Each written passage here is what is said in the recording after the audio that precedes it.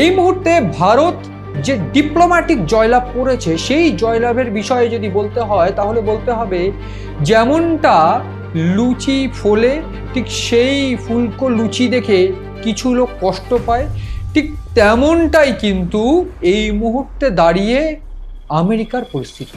America এই মুহূর্তে দাঁড়িয়ে যে ডিপ্লোম্যাটিক জয় ভারত পেয়েছে সেইটাকে কোনোভাবে মেনে নিতে পারছে না বলেই বিশেষজ্ঞদের ধারণা। কিন্তু কেন আমেরিকা এই জয়টা মানতে পারছে না, কিন্তু কেন আমেরিকা শুধু জয় মানতে পারছে না নয়, এই মুহূর্তে দাঁড়িয়ে চাবাহার বন্দর ঘিরে ফেলে চাবাহার বন্দরে হামলা করছে, যদিও সেই চাবাহার বন্দর ইরানে। কিন্তু প্রশ্ন উঠছে কেন আমেরিকা এই জয় মানতে পারছে না, অর্থাৎ ভারতের ডিপ্লোম্যাটিক এই জয় এক প্রকার বলা ভালো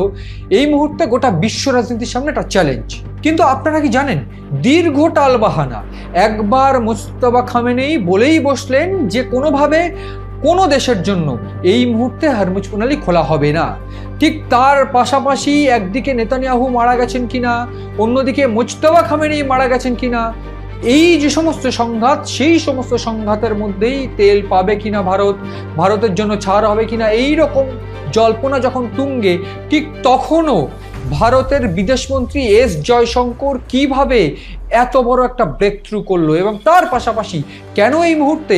আমেরিকা বারবার করে চাবাহার বন্দরে ঘুরপাক খাচ্ছে, তাদের টার্গেটটাই বাকি।